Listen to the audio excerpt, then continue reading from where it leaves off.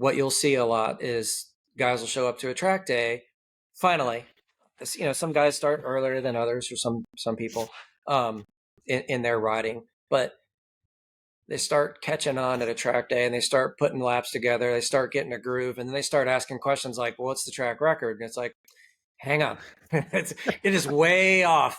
I know that you're getting comfortable. This is your third weekend and you're starting to feel good and you're starting to think, I'm actually pretty good at this. And it isn't that you aren't, but there is and some people leapfrog faster than others. But what you'll typically find, the reality is, you start going fast in novice, and then you get that bump to intermediate and you're like, hell yeah. And then you realize, I got a long way to go. That intermediate group is the disparity from just getting into it to moving up to advance is huge.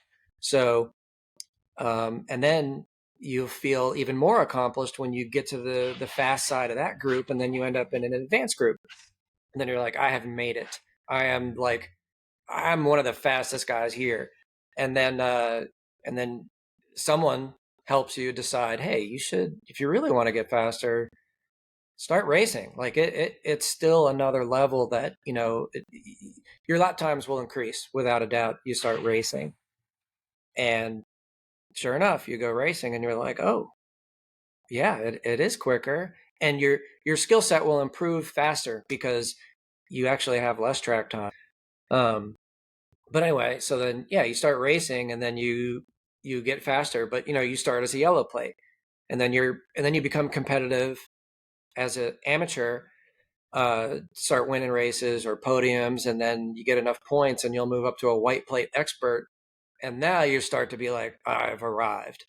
And then you get competitive.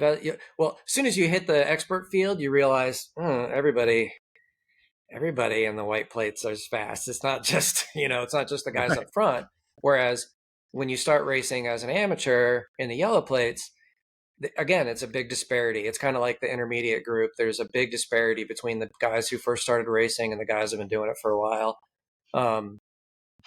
But anyway, you get to the white plates and it's like, everybody's pretty quick. So you got to really be on your game.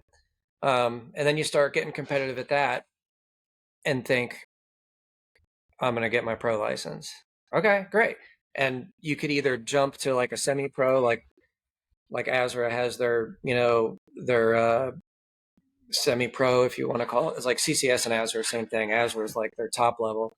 And then Weira has like their National Endurance Series. It's kind of semi-pro. And you'll be riding with you go out there and ride Weira National Endurance, you're racing against Josh Hayes, good luck. The bikes are so fast today. The equipment is so fast. The skill set is very high, and it's dangerous. You get people out there that aren't close enough in caliber.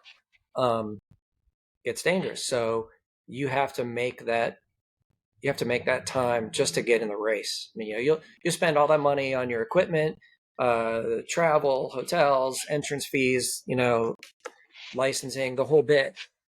But you still gotta turn the lap time. So there's plenty of instances people show up at a pro race who are top level white plate, expert level club racers, winning races, championships, show up to a pro race, don't even qualify. So it is a whole nother level. And to put that into perspective, if you've been following along for that whole chain, imagine what let's say you can qualify in a Moto America, super sport race. It is fast. It is really fast. And if you qualify for that, you are definitely fast. I don't care if you qualified last place, you are fast. You made the field, you made the grid, you're fast.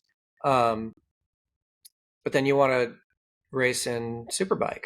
It's a whole nother, like let's say you become, like you'll see guys that are competitive in super sport and they go to Superbike and, they're lucky to qualify or they're mid-pack.